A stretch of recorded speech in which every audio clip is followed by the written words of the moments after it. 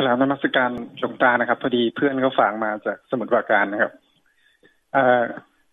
คนที่ปรารถนาโพธิญาณนะครับต้องเรียนกับครูบาอาจารย์ที่เป็นโพธิสัตว์เท่านั้นไม่สามารถที่จะเรียนกับพระอรหันต์ได้ใช่หรือไม่ครับถูกนะ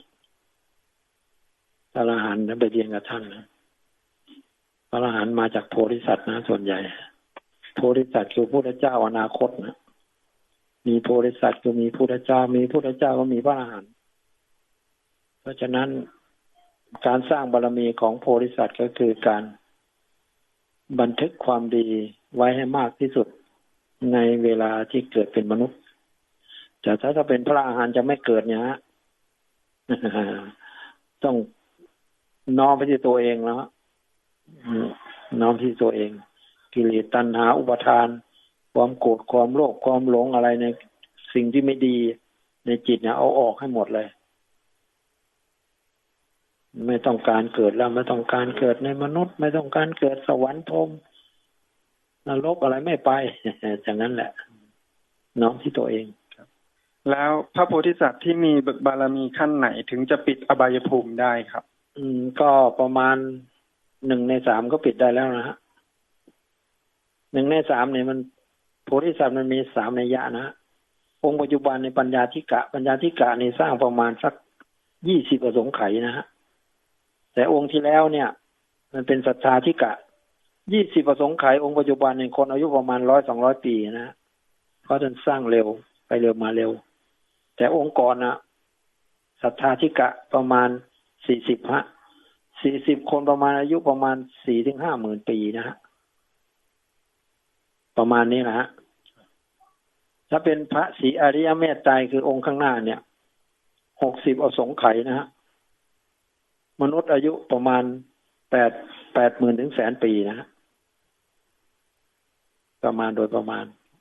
เพราะนั้นก็ลองพิจารณาดูว่าเวลาท่านสร้างบารมีเนี่ยจิตท่านเข้าถึงไตรสรณคมเมื่อไหร่ท่านก็ปิดอบายภูมิแล้วนะแล้วในแต่ละแบบนะครับทั้งสามแบบนะครับทั้งศรัทธาวิริยะแล้วก็ปัญญานะครับรูปแบบในการบำเพ็ญนี้เหมือนกันนะฮะแต่ศรัทธาก็ย้ำมันเก่านะปัญญาก็ย้ำมันเก่าเหมือนกันคือรูปแบบเหมือนกันแต่ว่าระยะเวลาต่างกันใช่ไหมครับถูกท่านต้องการความเป็นอยู่ของมนุษย์ให้สมบูรณ์มากขึ้นนะยิ่งวิริยะธิกะเนี่ยไม่มีโจรว่าฮะ มีแต่รวยมีคนรวยมีแต่คนรวยเวลาจะไม่เกิดเนี่ยปรารถนาไม่เกิดคือไม่เกิดเลยพอคิดจะไม่เกิดก็ไม่เกิดเลยเพราะมันมากหลวงปู่ดูท่านว่าเหมือนกับเรามีบุญนั่นน่ะเหมือนกับเรามีเงินนั่นน่ะมีเงินเยอะๆแต่เราไม่เอาเราทิ้งมันไว้เราไม่เอาอย่างนั้นลักษณะเดียวกันครับขอบคุณครับหลวงตาใช้คำว่าย้ำอันเก่าคืออะไรคะทานศีลนั่นแหละบารมี10 20 หรือ 30นั่นแหละทำย้ำไปทุกภพทุกชาติที่เกิดใช่ใช้เวลานานนะใช้เวลานานเพราะเหตุไรไม่ได้สังเกตเหรอคนเขาสร้างบารมีเขาเกิดมาเสวยบุญที่ไหนหรอกไม่มี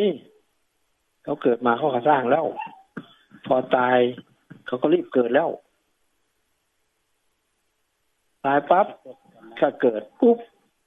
แล้วก็สร้างปุ๊บพอตายก็เกิดก็จริงไว้รวมไว้ชาติเดียวอ่ะมีมั่งบางชาติเนี่ยมันเสวยตามที่สร้างบารมีอ่ะเหมือนกับจักรพรรดิเนี่ยท่านก็เกิดมาสร้างบารมีเหมือนกันใช่ไหมปกครองโดยธรรมปกครองมนุษย์ทั่วโลกโดยธรรมใครไม่ทำก็อันตรายอยู่ไม่ได้เพราะเขาไม่ฤทธิ์ไงมีโวจฤทธิ์อิทธิฤทธิ์ลักษณะเดียวกันนะ